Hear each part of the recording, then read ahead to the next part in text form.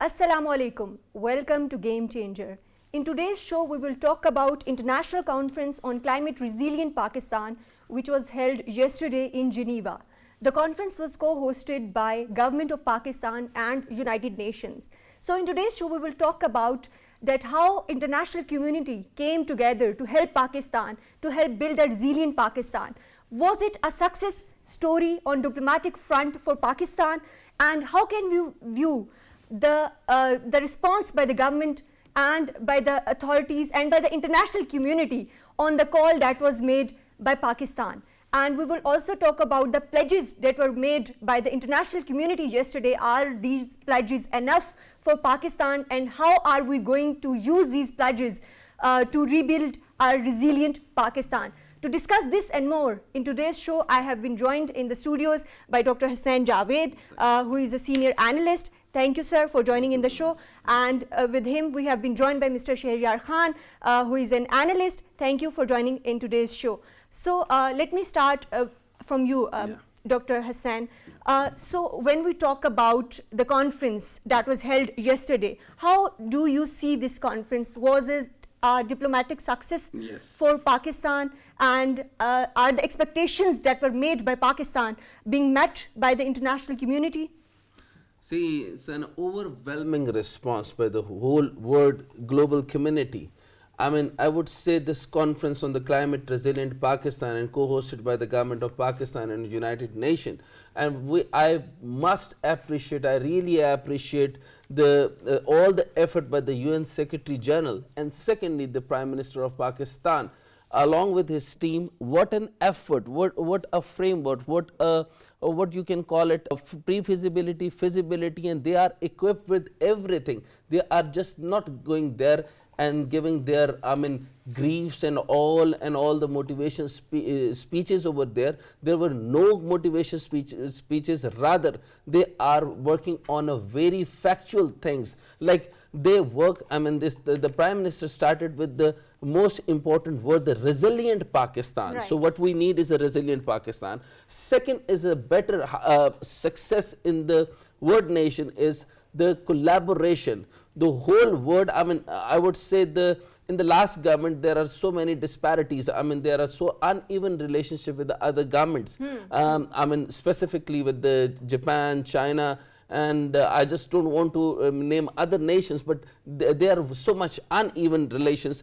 Mostly the China, we were very close to the discipline in the Gwadar in other phases, but in the last government, they have the few statements were, right, created some troubles. But what we have achieved, the Prime Minister taking the target to achieve just about, half of the 16.3 billion, right, which was the damages, and they have achieved the world community pledges more than 10.7 billion of the Pakistan flood devastated areas. Mr. Shehryar, how do you view Pakistan's diplomatic success on this front? It is definitely a diplomatic win for Pakistan in front of the international community. All kudos and very commendable effort by the team led by Prime Minister Shehbaz Sharif.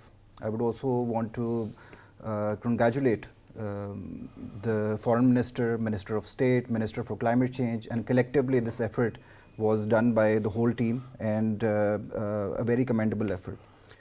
Other than that, on the diplomatic front, a very positive message was given to Pakistan by the international community as well, and we should not forget that the international community has given a message to Pakistan that it will not leave Pakistan alone to fend for itself when it comes to building resilience against climate change induced challenges.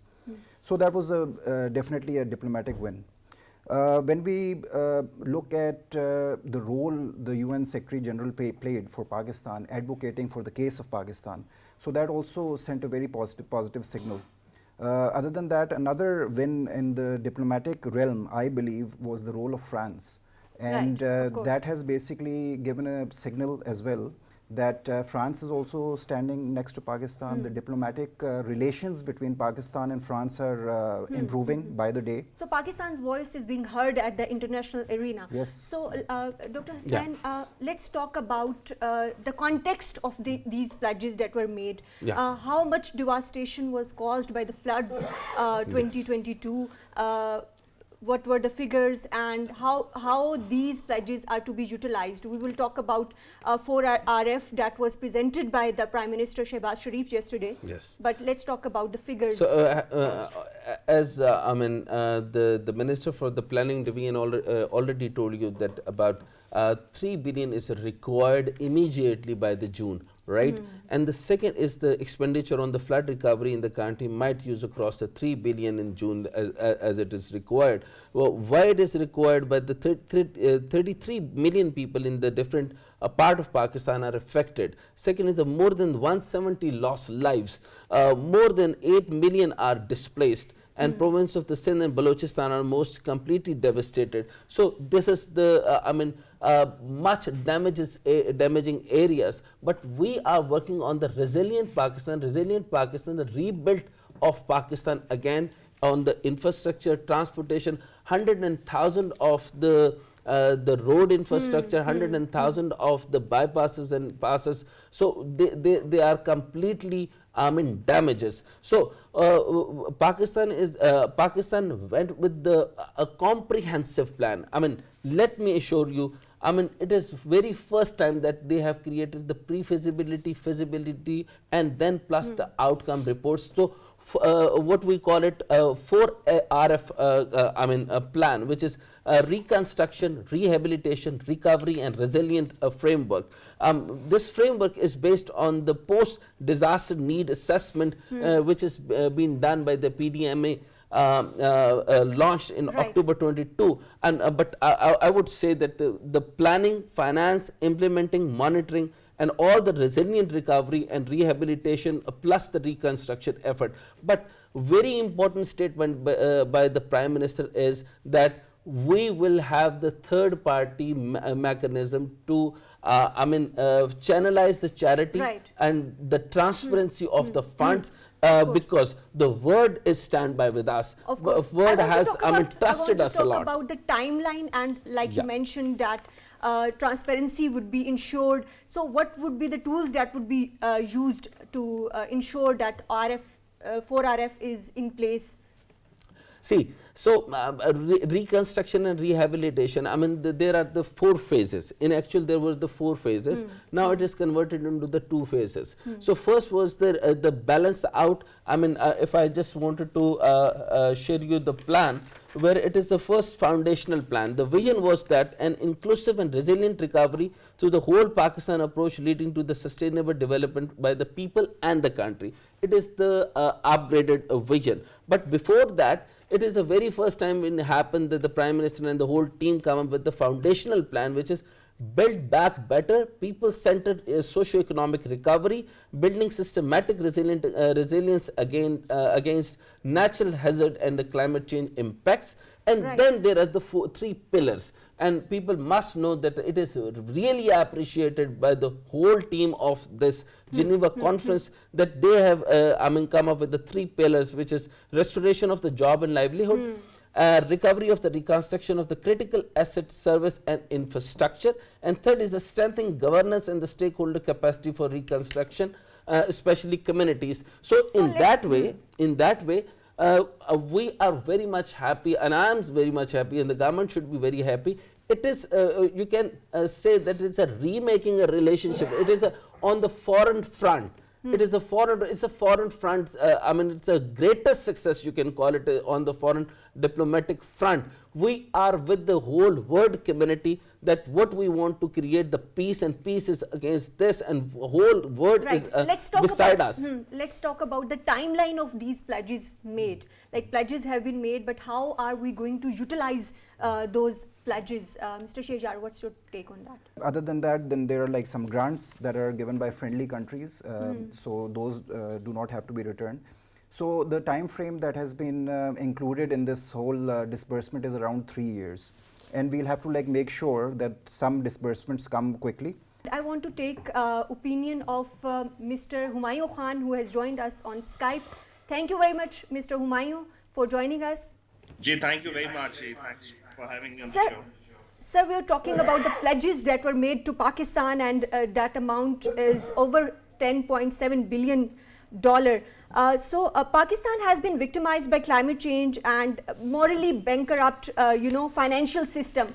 What's your take on that? How are middle income countries are impacted by this climate injustice, and what's your view on the pledges that are being made? Are they justified? Thank you. Yes, I think it's a relatively a great success. From COP27 in Sharm el-Sheikh, where Pakistan was one of the few countries who were able to include losses and damages in the agenda of COP27, and then subsequently That there was were also a different. huge success for Pakistan. Absolutely, and this conference is a result of that. This is not Right. only a victory for Pakistan, diplomatically speaking, but it is basically a message that the developing South, particularly, which is now being led by Pakistan, so to speak. So the global North, or the developing countries or developed countries who have always been responsible for most of the carbon footprint in the world, they have to slowly pay, because even Secretary General has said there are different international reports, particularly from the German Watch, which is one of the most authentic document comes about Right. on the climate change, which says Pakistan is part of those countries which has been affected in last 20 years by 190 plus different events. It is flooding, it is heat Droughts. waves, it is Yeah. droughts, there's so many other things. And this is going to happen. And Pakistan carbon footprint is less than 0.8%. And Yeah. our effect, which everybody knows, the immediate cost was around 30 to 34 billion dollars, and the rehabilitation cost was around 16.3. Out of that, we have seen 10.7 to 11 billion dollars of pledges, which is excellent. How they will be disbursed, I think it's a very complex mechanism. There are like bilateral ways of doing. There are international organization of respective countries. There's a United Nations mechanism. There's UNDP, UNHCR. There's a host of different institute here. So we will see. There's going to be an in-kind support. There's going to be infrastructure So, building. There's Mr. going to Humayun, be. do you think there is a need to reform the international, financial architecture system, the global financial architecture that is lending the loan to these countries that are, hit by these calamities?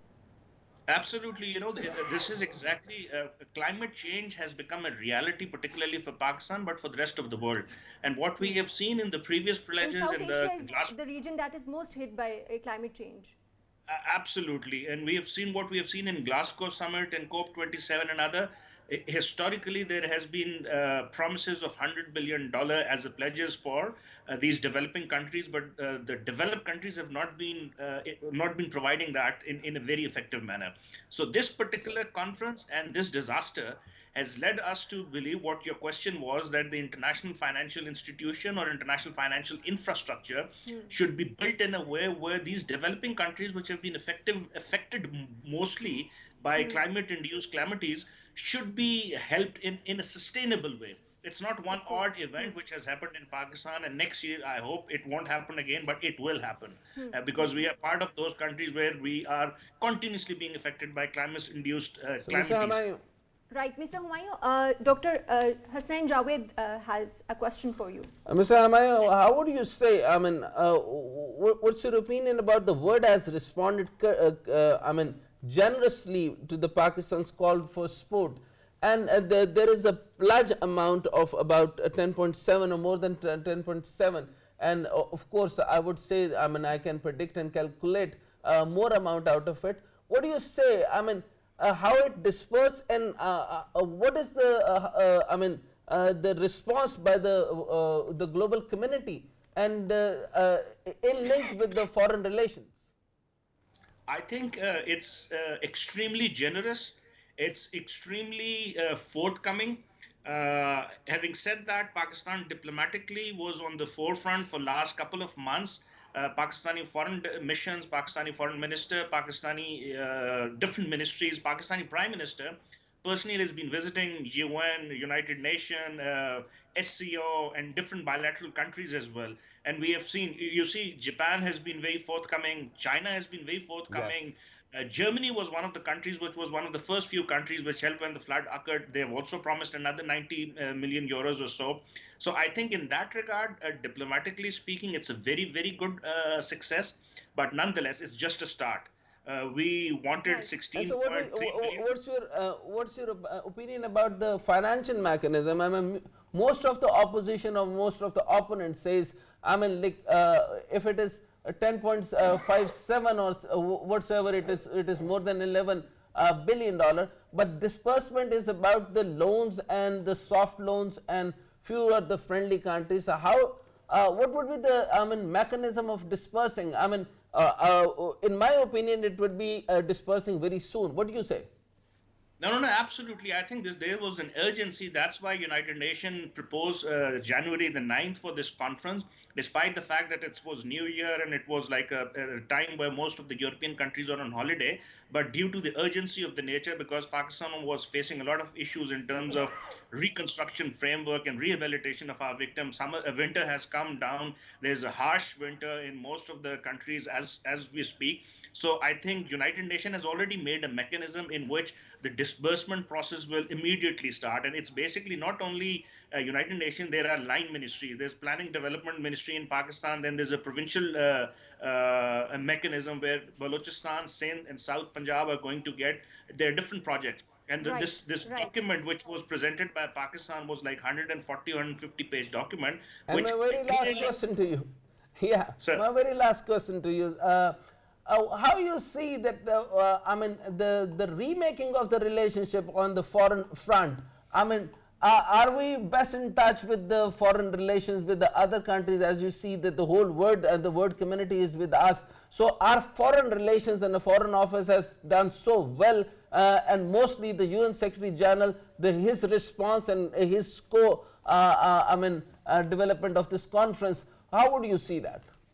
I think from the Pakistani foreign policy initiative, it was excellent. Mr. Shayar earlier was mentioning about the relationship with France, which was slightly degraded in the previous government, but France was one of the countries which pledged a lot of money to help Pakistan. The United States of America was very forthcoming. World Bank, IMF, Asian Infrastructure Bank. There were like 40 plus countries whose head of the states and missions and ministers were present there. And also apart from that, there were like an array of multilateral organizations, international organizations. So this speaks volume about Pakistan effort to reach out to these organization countries. So the world community responded to Pakistan's call and the pledges, we are hopeful that would be dispersed soon. We are talking about the International Conference on Climate Resilient Pakistan that was held in Geneva yesterday, and we will talking about 4RF framework that was presented by Prime Minister Shehbaz Sharif yesterday, but we have to take a short break here. Stay tuned.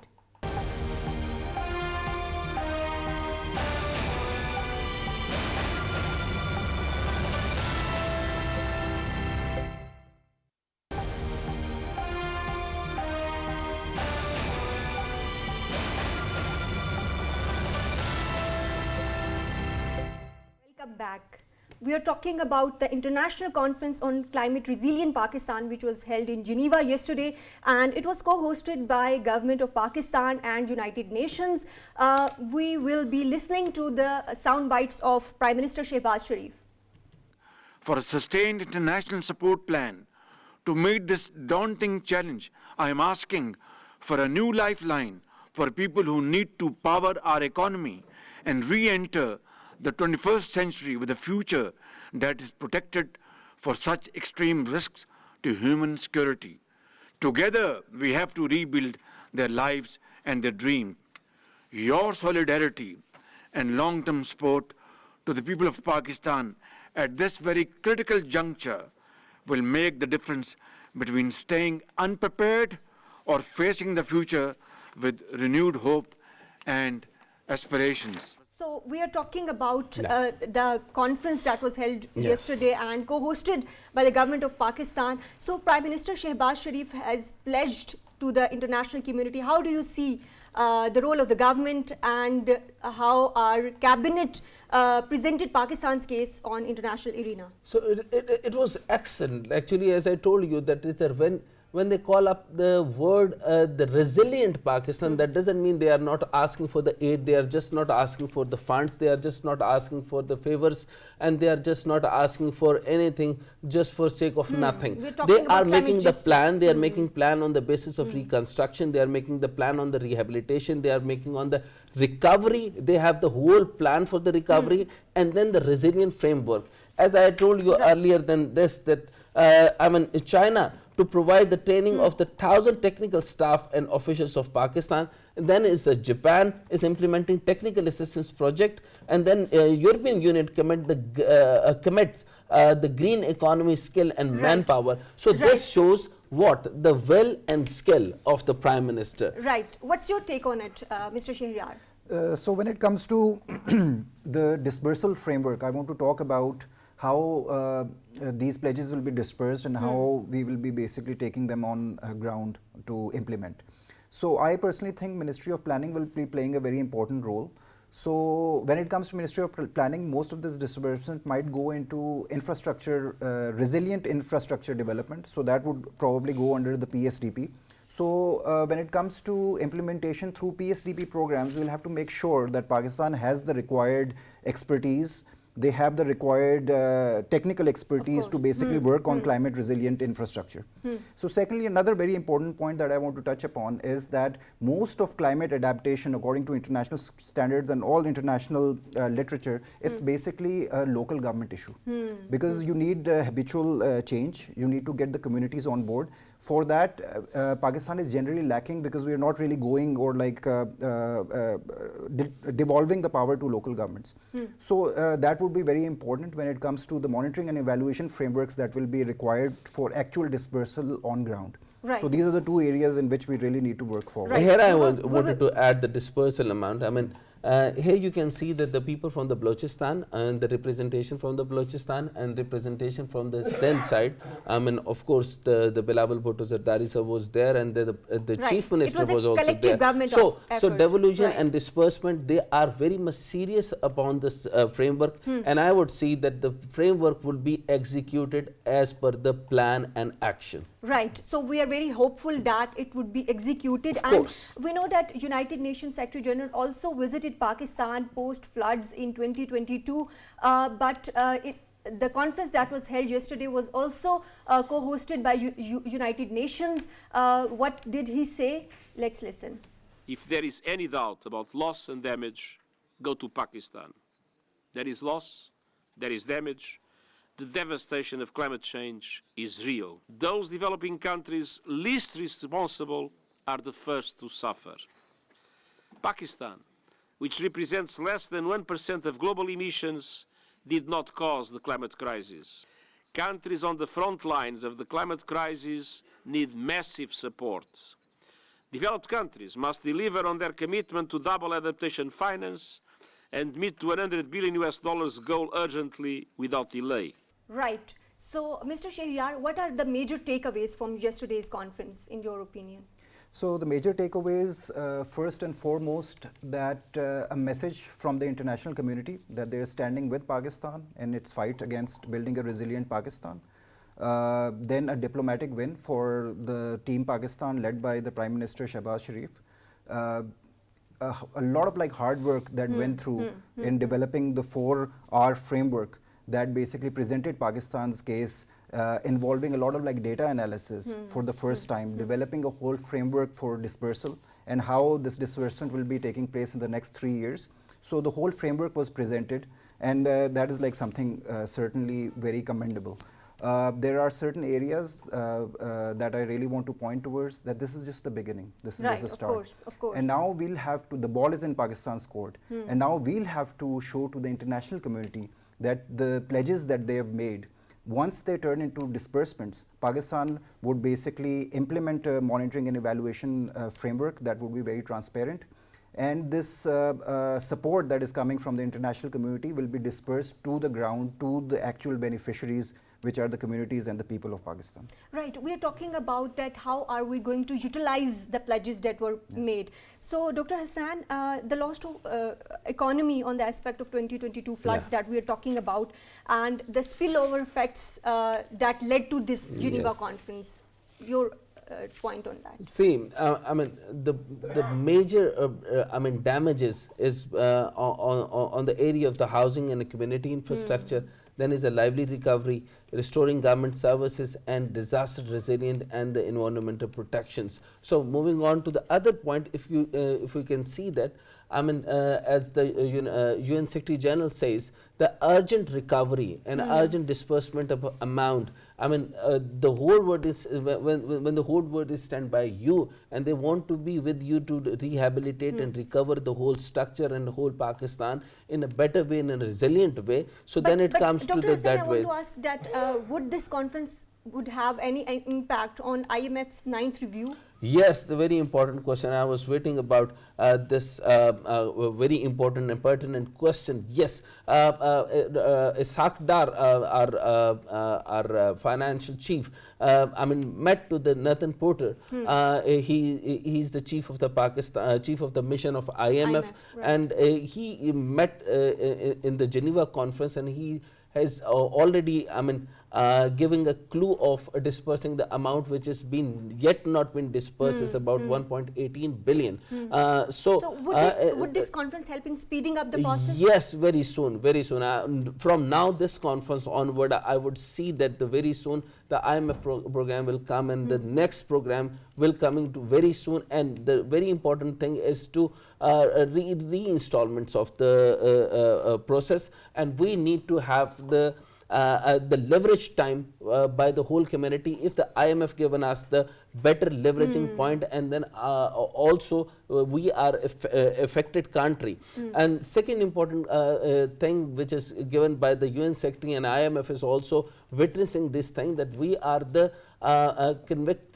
convict of this climate change, and we are not using of the carbon. We are the word flow. We are with the green technology, we are with the green alternative energy. We haven't used that. So I mean, according to the whole proportion, we are not using that much carbon in the whole world. So we are the victim, right. and Pakistan that damages is not comes in. contributing, but Pakistan is victim of this, climate change. So I want to ask you, Mr. Shehryar, that when we talk about IMF's 9th review, and as Dr. Hasnan rightly mentioned, that it would be speeding up the process. So what are some of the rehabilitation projects that Pakistan should be taking on once these pledges are being dispersed and released? So when we talk about reconstruction efforts that Pakistan will be going through, so it will be reconstruction of homes, houses that have been severely impacted by the climate change induced devastation. So are we going to reconstruct on the same models that we have been using for the last 75 years? Or will these models be different and climate resilient? So I keep on mentioning this point over and over again, is that we will need international expertise, technical expertise to basically knowledge sharing. But here I would like to add on, Mr. Shehryar, as I mentioned, the UNIDO, UNESCO, and other international UNDP, bodies, yes. China, Japan, they have given the technical assistance, and they are welcome and ensuring that we are putting the technical assistance to build this rehabilitation program. What do you say? Yeah, that is like a very positive gesture, and that is like something that is like definitely needed, because we have to like change the culture of construction in Pakistan, the culture of the way we basically do things. We'll have to make it more climate adaptative.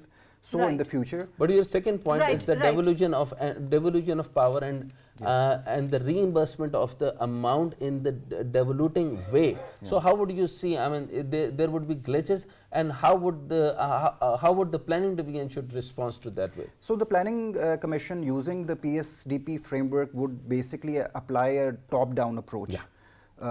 using big infrastructure. Right. That is what the Ministry of Planning does. Yes. But when it comes to engaging with the communities and a community resilient model, so that model has to be applied through the local government model. Right, right. And we would be needing a lot of international community support in knowledge sharing, and the international community is willing to share that knowledge. Yeah. So, We'll Maria, talk more here about that, but Dr. Hussain, you have to hold your thought for a moment Yeah. because we have to go for a break. Take a break and stay tuned.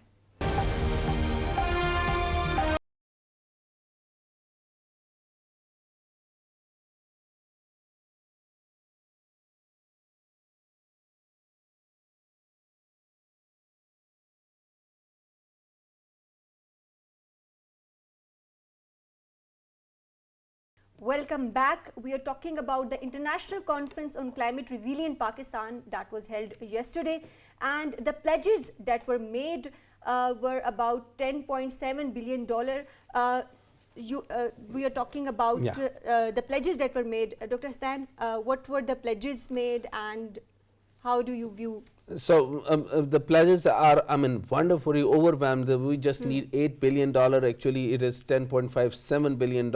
And the major amount comes from the Islamic Development Bank, World Bank, European Union, USAID, France, UK, Germany, Japan, China, and the most important by the Saudi Arabia, it is $1 billion. And sportively, I am telling you, outcomes, the Geneva conference outcome is still coming. And the good news for the whole Pakistan is $5 billion has been deposited to the Reserve Bank, State Bank of Pakistan. It is just the part and parcel of this area. I'm just telling you the outcome. And next is an Asian Infrastructure Bank is given the 1 billion and the Asian Development Bank is given 1.5 billion. So out of total, it is 10.75, and I am looking forward for the IMF biggest grant or specifically for the flood devastated areas, and plus the more rollovers by the whole I mean where we have the getting the higher interest rate, it goes up to the soft loans and the rollovers. We are looking for the rollovers. Why we are looking for the rollovers? Because if I just wanted to calculate the economic losses, if we can say, it is in total damage figure is about the 3.2 trillion. I mean just in a picosecond I'm telling you, and the sector suffered from the damages is the housing is 1.2, agriculture, livestock is about 3.7, transportation is about the 3.2, and recovery needed is about the 4.0, and the last amount I'm telling you is the agriculture and housing is about the 2.8, and total about the 592. So in total, yes, we are looking for the good amount so we can understand. We're talking about the pledges that were made, and Mr. Humayun Khan, what is your take on the pledges and the response of the world community? And I would also like to ask you about the 4RF framework. What is it, and what is its significance before and after the conference? Thank you, Mariam. I think it's very important in terms of the pledges. It's like something which we really needed in terms of our economic situation, which was like very dire for the last couple of months. And in order to have a sustainable economy, we needed some funds from outside countries. And this is like a fresh of breath here, like 10.7 to $11 billion. And this is not the end of it. We are hoping that we will be getting more, as Dr. Hasnan earlier was mentioning about how Saudi Arabia pledged $1 billion of investment and then given other money in our reserves. In the last meeting between the Prime Minister of Pakistan and Saudi Prime Minister, there was also an announcement that Saudi Arabia is going to invest more, and we just heard good news that around $10 billion of investment is coming. Prime Minister most likely will be in in UAE. We will also be bilaterally meeting our other close partners. So this is not ending here. This is just the beginning. And because of that, a very good thing has happened. For example, like today, shares of Pakistan Stock Exchange has like bounced back, and analysts are attributing that this is because of the pledges that has come to the country. So this is something. So we are already seeing good news coming after the conference. What are your major takeaways from yesterday's conference? I think I would add a little bit to what Shahyar mentioned earlier. The major takeaway is the global fight against climate change has been accepted. Pakistan's devastation has also been accepted. As the Secretary General earlier mentioned, if you wanted to see losses and damages, come to Pakistan. Still, there's a vast area which is still the stagnant water is there, people are still living in tents, winter has come down. So I think this is a beginning that the global north or the developed countries have realized that these developed countries need help, and Pakistan is at the forefront of that help. And because of that, there's another good thing, that the overall economic environment is beginning to improve all of a sudden after the yesterday's conference. So that's probably one of the best things. For a long Right. time economy was stagnating, and now we got some Right. breathing space. Thank you, Mr. Thank you, Mr. Humayun. Mr. Shehryar, we were earlier talking about the need for knowledge sharing by the world powers to Pakistan. What kind of technology and knowledge sharing would be needed to build a climate resilient Pakistan? Definitely climate adaptive reconstruction efforts will definitely be needed. Then we have to move towards more alternative ways of producing energy. That is also very important aspect. Then we also need to come up with more infrastructure and community based projects, which will basically be very essential in developing resilience of communities towards climate change issues. One figure that I want to correct and probably update from this morning is that France's pledge is around 360 million now. So initially we thought it was 345, then this comes to around about 385 million dollars. And they have also committed a further $10 million for flood recovery as well. Right. So we are talking about the pledges, Dr. Hasnain, but what needs to be done to enhance the capacity building to withstand the future shocks? As UNIDO, UNESCO and other communities have given the skill, and then they have given the whole framework of their small and medium enterprise. They have a recovery maintenance problem, and they are giving us the human development program. So it is just not about the giving the fund, it is actually on ground structural development. So this is why we call it the resilient Pakistan. And the most important thing is the post Geneva conference. So the takeaways from the post Geneva conference is much awaited, and I've seen that it is just the $5 billion is deposited. $10 billion is another way out from the Saudi Arabia. Then other amount is coming, and the IMF program is coming up very, very soon. And I can, I would say it's a congratulation to the Geneva conference that they have done a tremendous job, not just the rehabilitation. Of course, they are going with the 4RF, which is a reconstruction, rehabilitation, recovery, and resilience framework. A resilient framework is up to this mark. And as Dr. the Hasnain, Prime we are Minister says, congratulating the Geneva conference, and you have mentioned Prime Minister. So I have a tweet of Prime Minister Shehbaz Sharif with me, and I would like your take on that. Prime Minister Shehbaz Sharif says, a big thank you to the heads of states and governments, European Union, our development partners and United Nations for making Resilient Pakistan Conference a resounding success. UN Secretary General has shown stellar leadership all along. People of Pakistan will forever remain grateful. So yes, it is a gratitude actually. It is a remaking of our foreign policy, and I appreciate that this must be taken far before this point, but now we have taken on the right path. That the whole world is with us. We have taken the right path, and I would like to share a tweet by Foreign Minister of Pakistan, Mr. Bilawal Bhutto Zardari, who says that today international community answered the prayers of 33 million Pakistan flood victims. We exceeded all expectations and managed to raise more than $9 billion, which is now more than $10 billion for funding for Resilient Pakistan Reconstruction Plan. Grateful to UN Secretary General for being our champion throughout on funds. Yes. Your take on Mr. Shehryar? Definitely a very commendable effort by the Foreign Ministry in lobbying with the international community, putting our case forward using data-driven reports, and wonderful thank you note by the Foreign Minister. Right. So next tweet is by US State Department Ned Price, who says that much help is still needed in Pakistan to recover from 2022 floods.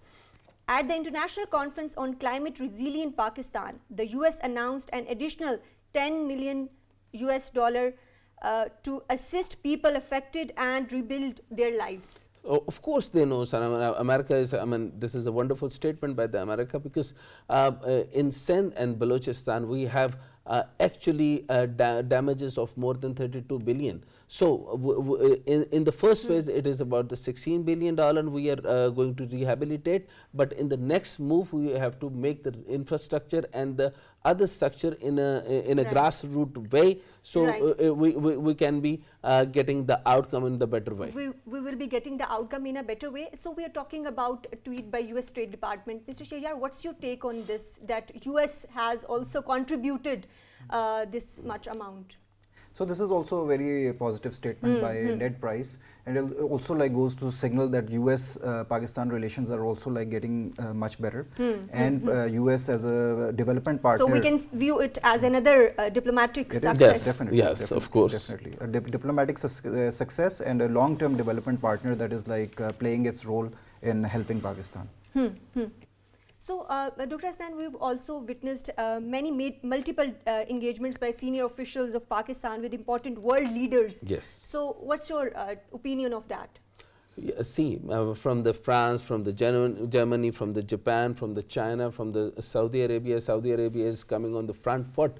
And of course, the presence of the chief of IMF is there. I mean, this conference is just not a conference, it is a well articulated and well orchestrated conference where all the stakeholders been there, and they are very much serious on the basis of calculated feasibility, pre-feasibility and structural framework. So they are not just motivation speeches, as I told you earlier. This is very much action based conference, and we are seeing the results. So action based conference we are talking about, but what would be the impact of this conference on future of Pakistan, Mr. Shehryar? So one positive impact that I'm seeing, and Dr. Hasnain has also mentioned it, Humayun Khan has also like mentioned it, that the signal that is like going to the IMF of course, from the international community. The fact that the international community is standing with Pakistan in these tough times is giving a signal to the IMF as well to ease their conditionalities when it comes to Pakistan. And the program that was a bit stuck for the last few months, I think it will like move. But Dr. Hasnain is very positive that.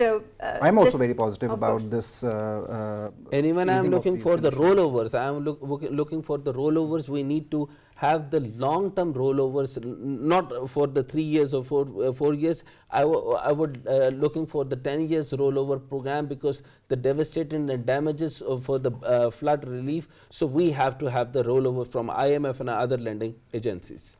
Right. Thank you very much for your insights on the international conference that was held yesterday, and both analysts agree that it was a huge diplomatic success for Pakistan. Thank you very much, Dr. Hasnain Javed, for your insights on the International Conference on Climate Resilient Pakistan. Thank you, Mr. Shehryar Khan, for joining in today's show. Viewers, in today's show, we talked about International Conference on Climate Resilient Pakistan that was held in Geneva, and the conference brought together world to show solidarity with Pakistan and to show to the world that Pakistan is indeed a resilient nation. That is all from Game Changer today. Take care. Allah Hafiz.